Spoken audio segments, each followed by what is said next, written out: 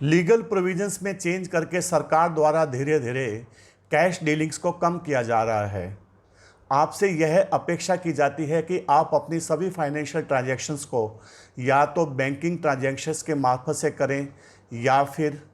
Online transactions के मार्फत से करें। यह भी अपेक्षा की जाती है कि आप अपने पास कैश ना रखकर बैंक में रखें। लेकिन जब आप अपनी कैश बैंक में डिपॉजिट के रूप में रखते हैं तो फिर वह बैंक डिपॉजिट्स कितने सेफ हैं, कितने सिक्योर्ड हैं, कितने प्रोटेक्टेड हैं। यदि भविष्य में कोई बैंक फेल हो जाता है, जैसे कि अभी रिसेंट पास्ट में कुछ बैंक्स फेल हुए थे, तो फिर आपका बैंक में पड़ा हुआ पैसा कितना सिक्योर्ड है, कितना सेफ है। सबसे पहले तो यह जान ले कि अभी 2-3 महीने पहले तक ही बैंक्स में यदि आप कोई डिपॉजिट्स रखते हैं तो किसी एक बैंक में आपका मैक्सिमम 1 लाख रुपीज़ तक ही अमाउंट इंश्योर्ड रहता था। यानी कि यदि कल को कोई बैंक फेल हो जाता है तो फिर आपको मैक्सिमम किसी एक बैंक से सिर्फ 1 लाख रुपए तक का अमाउंट ही वापस मिल सकता था। लेकिन अभी इस साल के बजट में यानी 2020-21 के बजट में इस इंश्योर्ड अमाउंट को 1 लाख रुपए से बढ़ा करके 5 लाख रुपए तक कर दिया गया है। इसका मतलब यह हुआ कि यदि आपके बैंक्स में डिपॉजिट हैं तो किसी एक पर्टिकुलर बैंक में आपका मैक्सिमम से मैक्सिमम 5 लाख रुपए तक का जो अमाउंट है वो इंश्योर्ड रहेगा।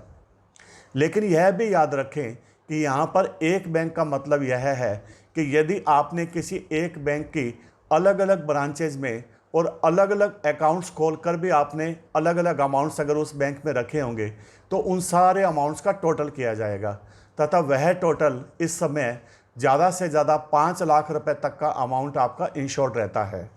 फॉर एग्ज़ाम्पल मान लीजिए आपने स्टेट बैंक ऑफ इंडिया में अपने 10 अकाउंट्स खोल रखे हैं जो कि स्टेट बैंक ऑफ इंडिया की 5 अलग अलग ब्रांचेज में हैं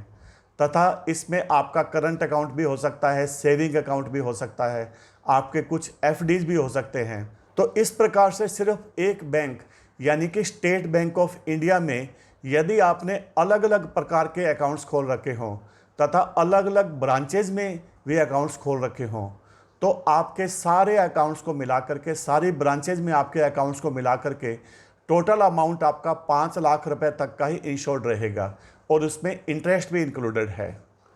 तो मान लीजिए यदि आपने किसी एक पर्टिकुलर बैंक में 50 लाख रुपए के टोटल डिपॉजिट्स रखे हुए हैं जिसमें आपका सेविंग अकाउंट है तथा कुछ एफडीज भी हैं तथा आपने सावधानी के रूप में कुछ अलग अलग ब्रांचेज में लेकिन उसी बैंक में आपने ये सारे डिपॉजिट्स कर रखे हैं। तो अगर वह बैंक फ्यूचर में कभी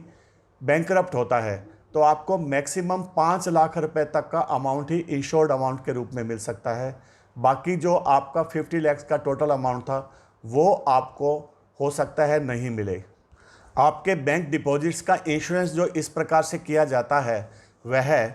deposit insurance and credit guarantee corporation द्वारा किया जाता है जो कि आरबीआई की एक होली ओन्ड सब्सिडियरी है। भारत में लोकेटेड सभी कमर्शियल बैंक्स तथा सभी कोऑपरेटिव बैंक्स के डिपॉजिट्स को इस प्रकार से इंश्योरेंस में कवर किया जाता है। लेकिन प्राइमरी कोऑपरेटिव सोसाइटीज़ को इस प्रकार के इंश्योरेंस में कवर नहीं किया जाता है। इन सभी बैंकों में आपके सभी प्रकार के डिपॉजिट्स जैसे कि savings bank, fixed deposit, current account, recurring deposits etcetera insurance की परिधि में आते हैं। लेकिन जैसा कि मैंने पहले बताया,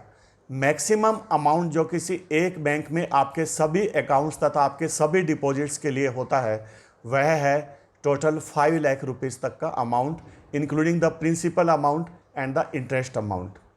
इंश्योरेंस कवर 5 लाख रुपए से ज़्यादा अमाउंट पर नहीं होता है।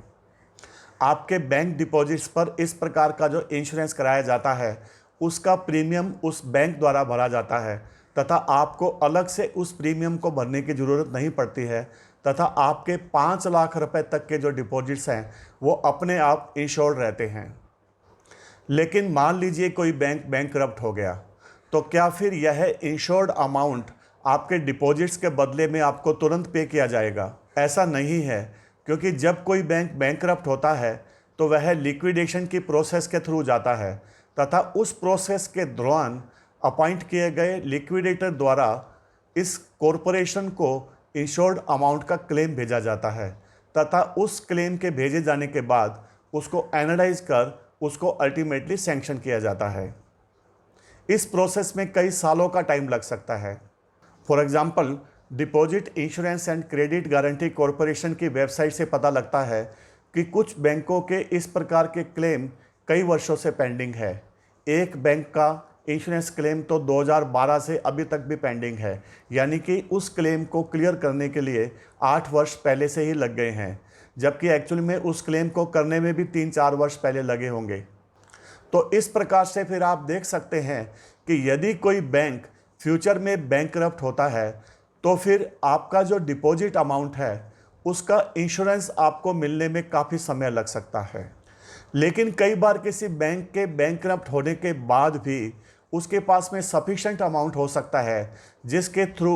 आपके जो भी डिपॉजिट्स हैं उन्हें बैंक द्वारा ही वापस किया जा सके। और यदि लिक्विडेशन के दौरान बैंक द्वारा आपके डिपॉजिट्स को वापस करना संभव नहीं होता है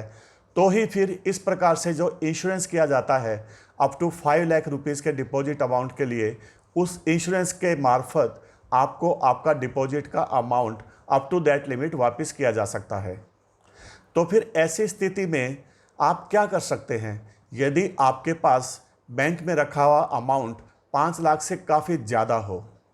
सबसे पहली बात तो यह है कि आप यह अमाउंट ऐसे बैंक्स में रखिए जो कि एकदम सुरक्षित हो। फॉर एग्जांपल, यदि आप स्टेट बैंक ऑफ इंडिया या फिर किसी बड़े पब्लिक सेक्टर के बैंक में जैसे कि बैंक ऑफ बड़ौदा वगैरह में अपना डिपॉजिट करके रखते हैं तो जनरली स्पीकिंग, क्योंकि ये बैंक्स सरकार द्वारा खुद के द्वारा स्थापित किए गए हैं तथा पब्लिक सेक्टर बैंक्स हैं, तो इनमें जनरली स्पीकिंग आपका जो अमाउंट है वह सुरक्षित रहेगा। और यदि आप अपना पैसा प्राइवेट बैंक्स में रखते हैं तो उनमें प्राइवेट सेक्टर के जो अच्छे बैंक्स हैं, फॉर एग्जांपल इस समय HDFC बैंक है, कोटक महिंद्रा बैंक है या फिर ICICI बैंक्स है, ये कुछ अच्छे बैंक माने जाते हैं। तो इस प्रकार के बैंक्स में आपका पैसा रखने की कोशिश कीजिए। प्राइवेट सेक्टर के कमज़ोर बैंक्स में या फिर कोऑपरेटिव बैंक्स में आप तब तक ज़्यादा पैसा ना रखें जब तक आपको उन पर पूरा भरोसा ना हो। एक और सावधानी जो कि आप प्रयोग में ला सकते हैं वो यह है कि यदि आपके पास बैंक्स में रखने वाला जो अमाउंट है वो 5 लाख रुपए से काफ़ी ज़्यादा है तो आप उसे सिर्फ एक बैंक में ना रख करके डिफरेंट बैंक्स में डिस्ट्रीब्यूट करके रखें। तो इस प्रकार से यदि आपके पास बैंक डिपॉजिट में रखे जाने वाला पैसा 5 लाख रुपए से काफ़ी ज़्यादा है तो फिर आप उसे पब्लिक सेक्टर के कुछ बैंक्स तथा प्राइवेट सेक्टर के कुछ टॉप बैंक्स में डिस्ट्रीब्यूट करके रख सकते हैं ताकि एक ही बैंक में आपका लिमिट से ज़्यादा पैसा ना रहे।